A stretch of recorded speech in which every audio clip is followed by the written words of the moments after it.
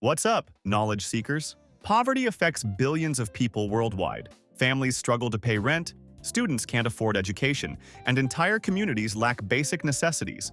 When you see all this suffering caused by lack of money, a simple question probably pops into your head. Why don't governments just create more money and give it to everyone? It sounds logical, right? If people need money and governments can print it, just make more. Everyone becomes wealthy, poverty disappears, and we all live happily ever after. But this seemingly obvious solution has a fatal flaw that has destroyed entire economies throughout history. Today, we're going to uncover exactly why printing money doesn't solve poverty, and why it actually makes everything much worse. Ready to learn why this simple solution is economic suicide? Let's dive in. Understanding inflation basics. Before we explore what happens when governments print money recklessly, we need to understand a crucial economic concept: inflation. If you ask any economist what happens when you print too much money, they'll immediately mention inflation. But what exactly is inflation? And why does it occur? Inflation occurs when the general level of prices increases because there's more money circulating, but the same quantity of goods and services available for purchase.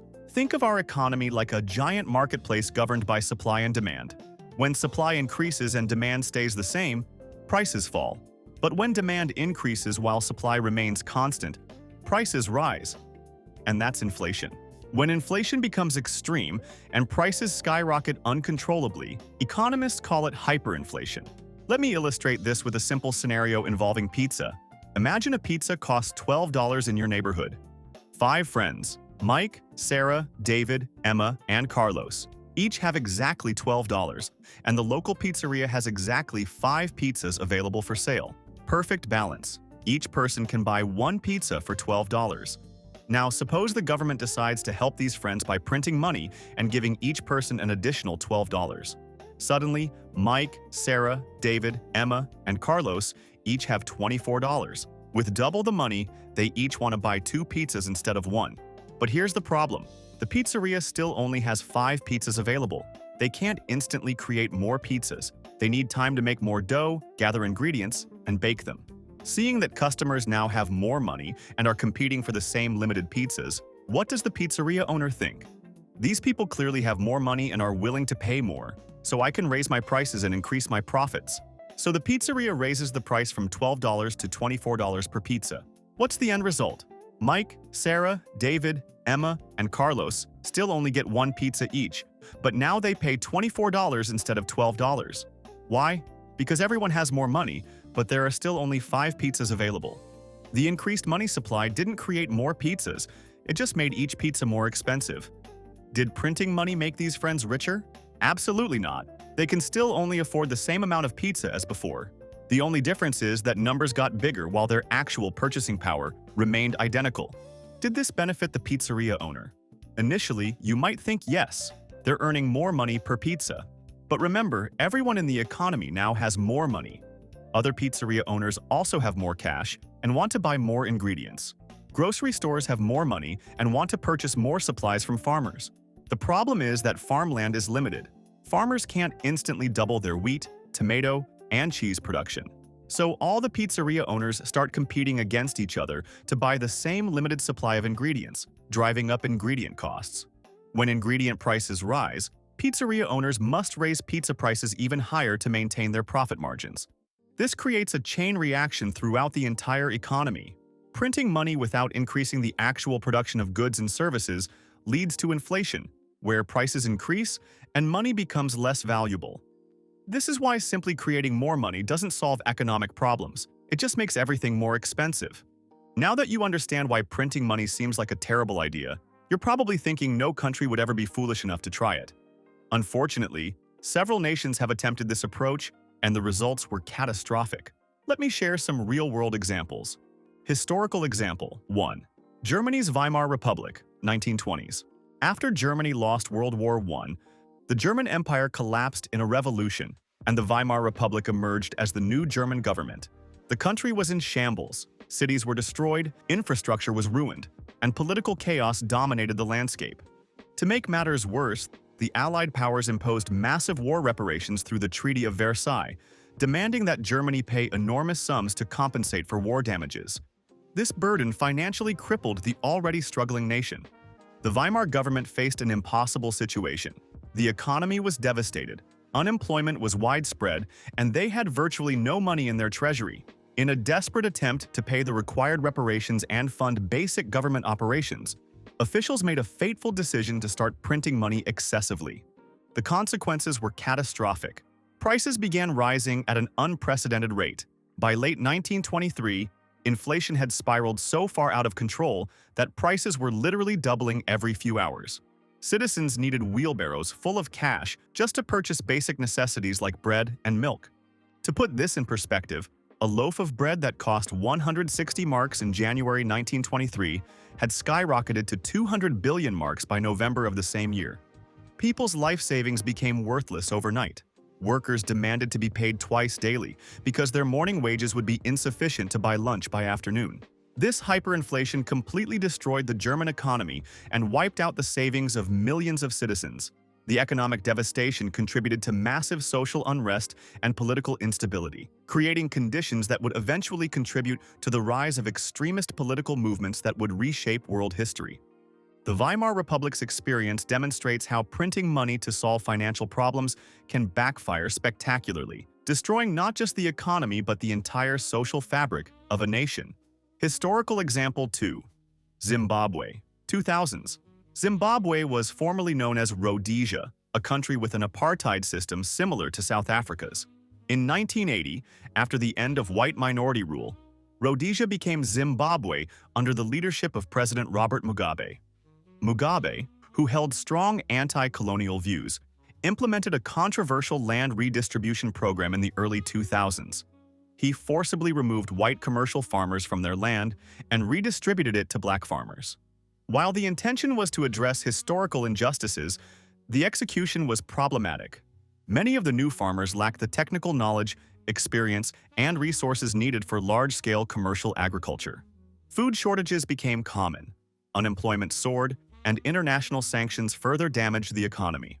Faced with a crumbling economy and mounting expenses, the Zimbabwean government began printing money to fund government operations and attempt economic recovery. This decision triggered one of the most severe cases of hyperinflation in modern history. By 2008, Zimbabwe's inflation rate reached an almost incomprehensible 89.7 sextillion% annually. That's 89.7 followed by 21 zeros. The Zimbabwean dollar became so worthless that people literally threw stacks of cash in the streets because it couldn't buy anything. Prices changed so rapidly that stores couldn't keep up with reprinting price tags. A bottle of Coca-Cola might cost 1 trillion Zimbabwean dollars in the morning and 2 trillion by evening. People needed suitcases full of cash to buy groceries, and many businesses simply stopped accepting Zimbabwean currency altogether. Eventually, Zimbabwe abandoned its own currency entirely and began using foreign currencies like the US dollar and South African rand for daily transactions. This marked the complete failure of their monetary system. Historical example 3. Venezuela, 2010s. Venezuela possesses the world's largest proven oil reserves, even more than Saudi Arabia. During the oil boom years before 2010, when oil prices were high, Venezuela was relatively prosperous, earning billions from petroleum exports. However, instead of using this oil wealth to diversify their economy and build other industries, the Venezuelan government under Hugo Chavez and later Nicolas Maduro implemented extensive socialist policies. The government took control of most major industries, eliminated many private businesses, and provided massive subsidies to keep prices artificially low. Everything seemed manageable while oil prices remained high. The government could afford the subsidies and maintain their economic model. But when global oil prices crashed after 2010, Venezuela's economy collapsed because they had become completely dependent on oil revenue. The government faced a dilemma. They had promised extensive subsidies and social programs to maintain political support, but they no longer had the oil revenue to fund them. Rather than cutting spending or raising taxes, both politically unpopular choices, they chose to print more money to continue funding their programs. This excessive money printing triggered severe hyperinflation. Venezuelan currency became so worthless that people used it as napkins or threw it away because it was cheaper than buying tissue paper.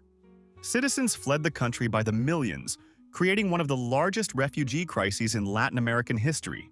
The Venezuelan crisis demonstrates how even resource-rich countries can destroy their economies through irresponsible money printing. Having valuable natural resources means nothing if the government manages the economy poorly. Why not print money for foreign debt? At this point, you might be thinking, okay, printing money for domestic spending causes inflation, but what if a government only prints money to pay foreign debts? Wouldn't that avoid the inflation problem? Unfortunately, this strategy doesn't work either, and here's why. When a country prints additional money, it doesn't happen in secret. Other nations, international investors, and global financial institutions monitor economic indicators, currency markets, and monetary policy decisions. Even if newly printed money is exclusively used for foreign debt payments, it still increases the total money supply within that country's economy. This expansion of money supply makes the currency less valuable and less trustworthy from the perspective of foreign creditors. Think about it from their point of view. If a country pays you back with money they just printed, rather than money they earned through productive economic activity, how confident would you be in that currency's value? This loss of confidence can trigger a vicious cycle. International investors might demand higher interest rates to compensate for increased risk, making future borrowing more expensive.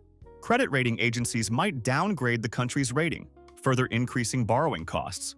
In extreme cases, foreign creditors might refuse to accept payment in that country's currency altogether, demanding payment in more stable foreign currencies instead. The fundamental problem remains the same. Printing money doesn't create real wealth or productivity.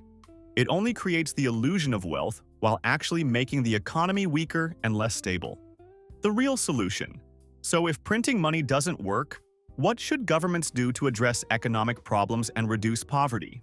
The answer lies in creating genuine value and productivity rather than simply creating more money. Governments should focus on investments that actually increase their country's productive capacity. This means investing in education to develop human capital, building infrastructure that enables business growth, supporting technological advancement and innovation, helping businesses expand and become more efficient, and managing natural resources responsibly. The goal is to achieve a balance where high supply meets high demand, allowing prices to remain stable. When governments support businesses in producing more goods and services, several positive things happen simultaneously. First, businesses need to hire more workers to meet increased production demands, creating employment opportunities. Second, increased production makes products more widely available and affordable. Third, people who earn money through productive work value it more and spend it more thoughtfully, preventing wasteful consumption that could drive up demand artificially. Fourth, even when demand is high, businesses can't simply raise prices arbitrarily because increased production creates more competition. When multiple companies can produce similar products efficiently, consumers have choices which keeps prices reasonable. This creates a virtuous cycle. People have jobs and earn money through productive work, products are abundant and affordable, and the economy grows sustainably. This approach has been successfully implemented by countries like Japan and South Korea, which transformed from war-torn, impoverished nations into prosperous modern economies through focused investment in education, technology, and productive industries. The key insight is that real wealth comes from production and productivity, not from printing pieces of paper. Money is only valuable because it represents a claim on real goods and services. If you increase the amount of money without increasing the goods and services available, you haven't created wealth. You've just diluted the value of existing money. So there you have it, the complete explanation of why we can't just print our way to prosperity. If you found this economic reality check helpful and want more beginner-friendly explanations of complex topics, smash that like button and subscribe to Knowledge for Dummies 101. What economic myth should we bust next? Let me know in the comments below. Thanks for watching, and remember, there are no shortcuts to real wealth.